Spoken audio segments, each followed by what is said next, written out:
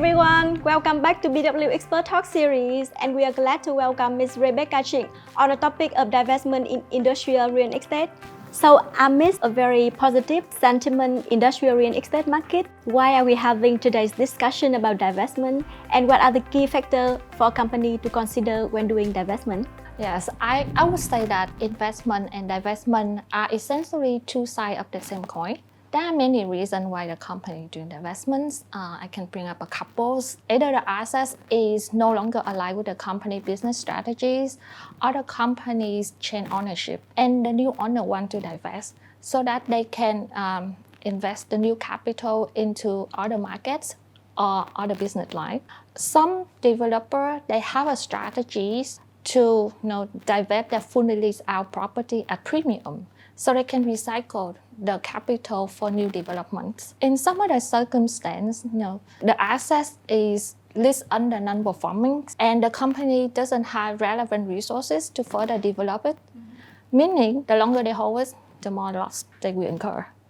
And in other case, the company experience financial difficulty, the difficulty to access capital for production, servicing bank loans.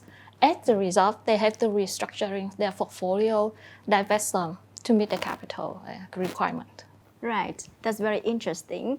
So that's the seller. How about the buyers? Who are the potential buyers? There are about a couple group of potential buyers in this market. First, it would be an industrial real estate sub-developer who want to expand their market share. Second would be financial investors like PEs, insurance companies, pension funds. They would like to include industrial and logistic real estate into their portfolio because the asset would provide resilience and stable income when they are fully leased out. And the last group is the end user sales, usually manufacturing companies who would like to buy instead of leasing out the property for the internal use. So is there any checklist before any divestment? Every transaction will have a different angle to consider. However, it's important that the seller needs to have an agent with extensive network of potential buyer. And even it's more important that in order for the divestment process to happen smoothly, the seller needs to prepare for it by considering the following key items. First, they need to make sure that the legal aspect of the assets are clean and clear. It's very surprising to know that there are a lot of assets for sales don't even have a proper land use right certificate. Second, the seller needs to separate all of the right and financial liability of an asset into a single standalone company because it's easier to divest the asset in such a structure than to sell an asset in a company with a lot of business line and financial liabilities. And last of all is if the asset is in operation with tenants, then the seller need to make sure that they have ownership changing clause in their contracts. Right. Okay, and once the seller taking care of all of the issues, basically they already reduce half of the negotiation time. So let's say I'm an investor.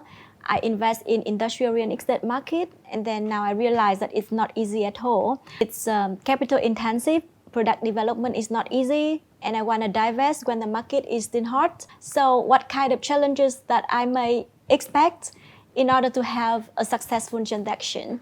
Based on our experience in screening and executing many transactions in this nature, we would like to share there are a couple challenges. First, it depends on the experience and expertise of the seller. In many transactions, the seller are individual manufacturing companies, speculator. They don't have a full knowledge of the market, experience of the asset transfer, or the legal process itself. So they lead to many limitations in determining the transaction value or the deal structures. Secondly, the consistency of the asset transfer. Seller not even aware that in certain circumstances, the buyer are required to sign a new lease agreement with the IP with a higher price instead of the existing leasing rate. And some of the property or the land zoning are not allowed for ready-built factory or warehouse development, which limit that the asset can only transfer to the manufacturing companies. So with this condition, that will limit like half of the number of potential buyers. Thus, it's a time constraint. Sometimes the seller in need of the money fast. Or the assets in the bank is the public auction held by the bank. So that leaves us the time to evaluate the assets or the deal execution very tight. Sometimes it's impossible to carry out. And the last one is pricing.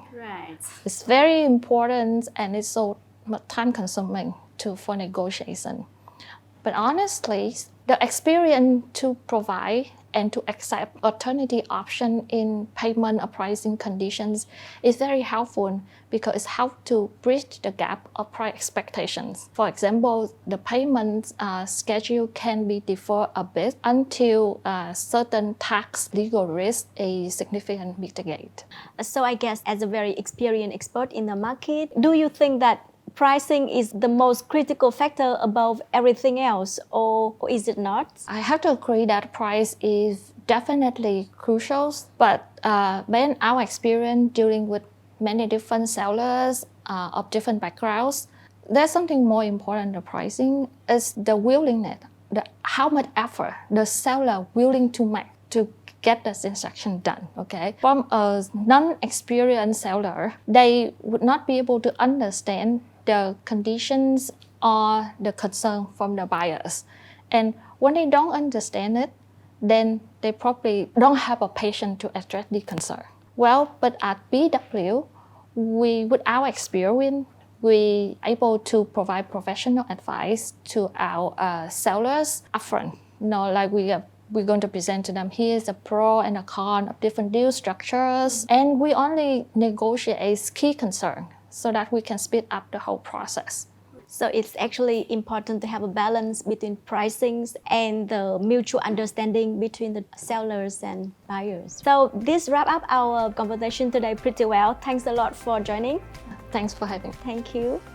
And thanks everyone for tuning in. We will inform you later on our next show.